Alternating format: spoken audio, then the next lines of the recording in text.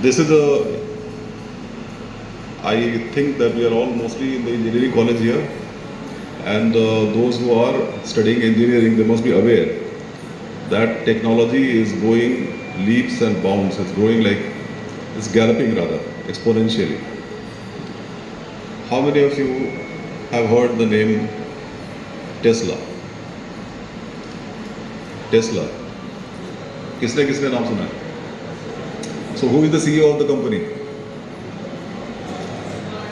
That's correct. Now slightly more difficult question. When did the last annual general body meeting of this company was held? Last AGM कब हुई? Anybody? Answer is 4 दिन पहले. And in this, an announcement was made that now they are going to make robots which will not only do your household work, but they will also do babysitting, take care of baby when you are gone.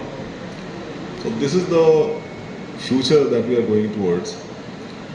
Unfortunately, the use of technology is also increasing significantly in the creation of these chemicals which we now use as drugs.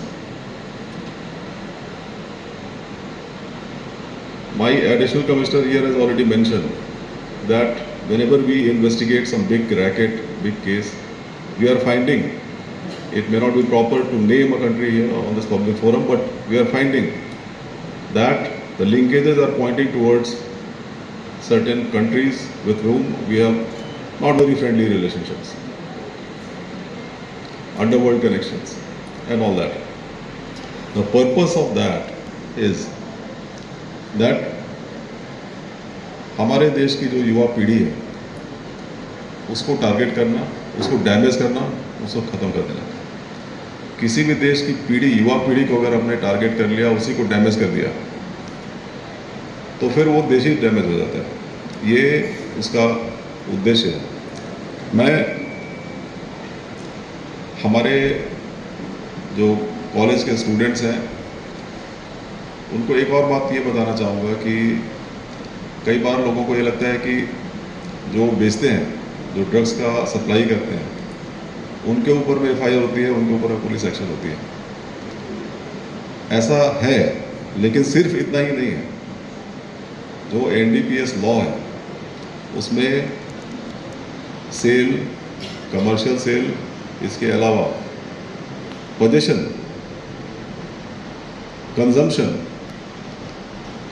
तो छोड़िए, possession of these substances, all these drugs, weed and all those things, even that is a crime.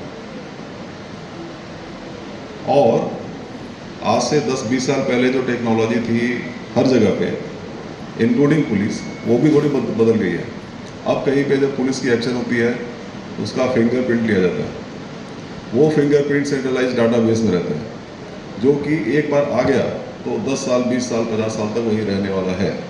एक बार किसी भी व्यक्ति पर, किसी भी युवक पर, युवती पर, महिला, पुरुष, कोई भी हो, किसी वजह से अगर NDPS का एक केस हो गया तो उसमें अरेस्ट या इस तरह की कार्रवाई हो जाने के बाद में वो पूरी ज़िंदगी भर का एक धब्बा लगा रहेगा.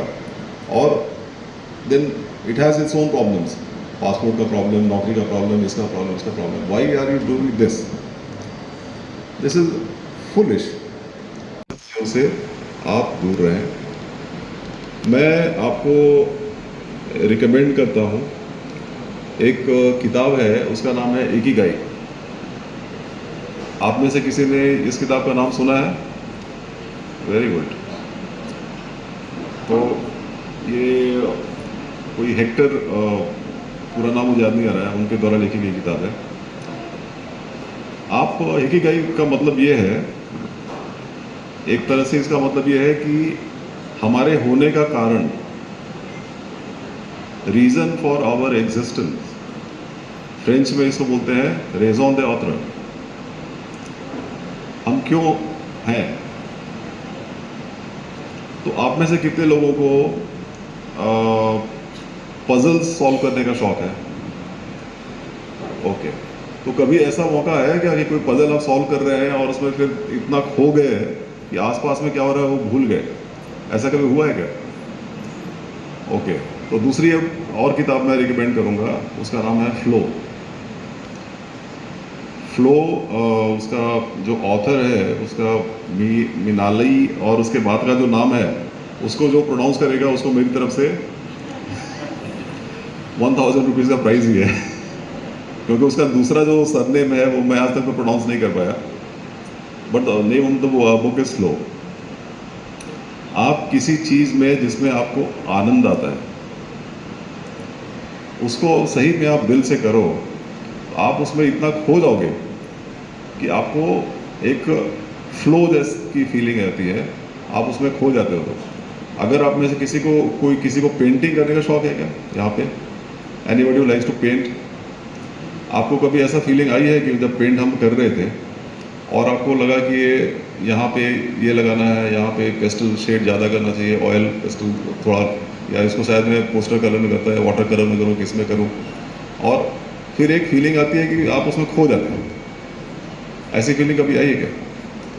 वो है असली आनंद। ये जो सिंथेटिक केमिकल का जो आनंद है उसमें कोई दम नहीं है। It's just another way of committing suicide and losing the gift of life that God has given to you. So that is the message that I will give to you.